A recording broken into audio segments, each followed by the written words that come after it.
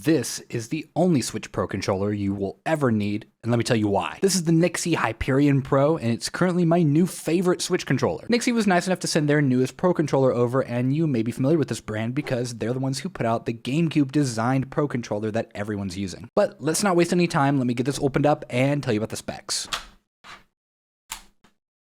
The Hyperion Pro's selling point is their Hall effect joysticks, and if you don't know why that's important, stick around and I'll tell you why. It has removable metal thumbsticks, and although I'm not seeing anything currently about the replacement thumbsticks on their website, I can only assume there might be options in the future. That's entirely speculation, however. All of the LEDs are completely customizable, including a breathing mode and a RGB 7 color mode. I like the gold as advertised on their site because it gives the whole green vibe this low-key feeling. However, I have a custom Glacier clear switch, and turning it blue also makes the colors go super well together. It has gyro, adjustable turbo buttons on either side, and of course your standard screenshot and home buttons, along with special programmable back buttons. Now, typically I'm a bit iffy on back buttons for controllers. I think they're a good idea, but it's often hard to get a standard that's going to work with everybody's grip. Paddles tend to work better for me, but I'm sure buttons work better for other people. That being said, the back buttons on this controller happen to sit perfectly with my ring fingers, so I'm actually pleasantly surprised with this one. Other features include this frame that supports 2 halves when in docked mode. They don't sit incredibly flush, but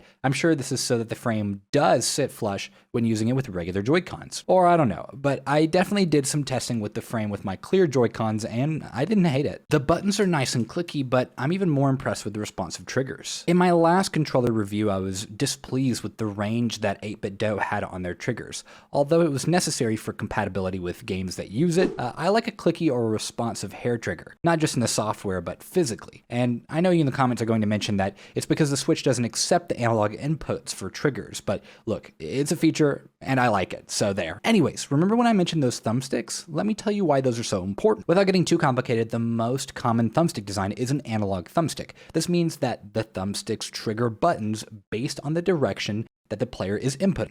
But over time, these mechanical parts wear down, so inevitably an analog thumbstick will experience drift. It's just a matter of when. However, Hall effect joysticks use a series of magnets to detect inputs, and since there aren't any mechanical parts to rub against each other, that means they hypothetically last forever. The Hall effect trend is rising, so you're going to hear a lot about these in the upcoming future, and I really hope more companies start integrating this feature into controllers, especially after the mess that we've had to deal with Joy-Cons. So NYXI was smart enough to include joysticks that will never drift, and while not breaking the bank, since I usually don't see Hall effect controllers going under $70. And if you head to their website, NYXIGame.com, and use code Boolean at checkout, you'll get an additional 10%.